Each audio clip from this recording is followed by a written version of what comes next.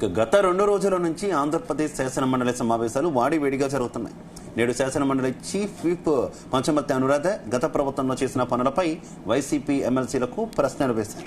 అయితే తాను అడిగిన ఏ ప్రశ్నకు వైసీపీ ఎమ్మెల్సీలు సమాధానం చెప్పలేకపోయారన్నారు అనురాధ. నిజాలు చెప్పకుండా దాటవేసే సమాధానాలు చెప్పారంటున్న శాసనమండలి చీఫ్ విప్ పంచమర్తి అనురాధతో మా ప్రతినిధి యశ్వంత్ ఫేస్ టు ఫేస్.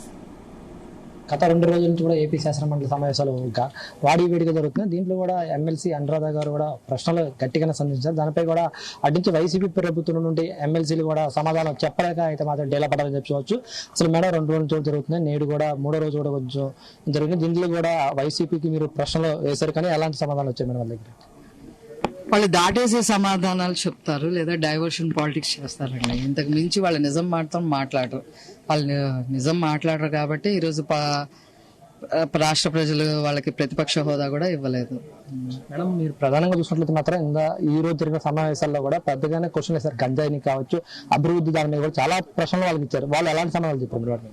దాని గురించి మీరు అవన్నీ ఎందుకు, మీరు ఇప్పుడు సంగతి చెప్పండి అంటారు. సరే, ఇప్పుడు సంగతి ఏంటి చెప్పండి అంటే ఈ బడ్జెట్ లో ఇలా ఉంది అలా ఉంది అని ఫ్యాక్ట్స్ వాళ్ళు మాట్లాడకుండా ఏదేదో మాట్లాడుతూ ఉన్నారు.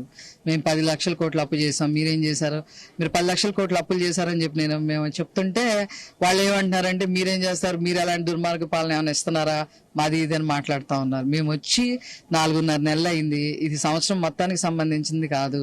ఈ బడ్జెట్ కేవలం ఇంకా 4 నెలలకు సంబంధించింది. దానిలో నిజాలు తెలుసుకొని మాట్లాడాలి, కానీ ఏమీ లేకుండా మాట్లాడితే ఎట్లండి? మేడం, గత కొన్ని రోజుల నుంచి కూడా సోషల్ మీడియా వ్యవహారంగా కేసులు కానీ వచ్చి ఇవన్నీ జరుగుతున్నాయి రాష్ట్ర ప్రభుత్వం.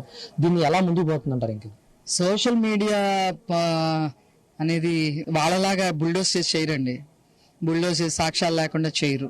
సాక్ష్యాలతోనే ముందు 41C నోటీసులు ఇచ్చే అంతా కూడా రూల్ ప్రకారం వెళ్తారు. కాన్స్టిట్యూషన్ ఏది చెప్తే ఆ రకంగానే అక్కడ జరుగుతుంది, కానీ ప్రత్యేకంగా ఎవరి మీద వ్యక్తిగత కక్ష సాధింపు అనేది ఉండదండి.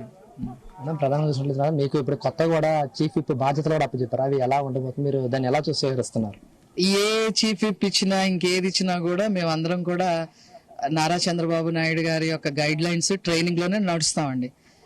నాకు ఏదైతే అసైన్మెంట్ ఇచ్చారో దాన్ని ఒక్క రిమార్క్ కూడా రాకుండా నా ప్రయత్నం నేను తప్పకుండా సార్ నమ్మకాన్ని వమ్ము చేయకుండా నేను నడుచుకుంటానండి.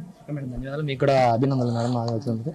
Okay, right. చూసినట్లయితే మాత్రం ఈ ఇచ్చినటువంటి ఏదైతే వైసీపీ నుంచి సమాధానాలు చెప్పలేక ఇట్లా మాటలు దాటవేస్తారంటూ కూడా ఎమ్మెల్సీ అనురాధ గారు చెప్పిన పరిస్థితి. కెమెరా పర్సన్ చైతన్యతో యశ్వంత్, జీ న్యూస్, విజయవాడ.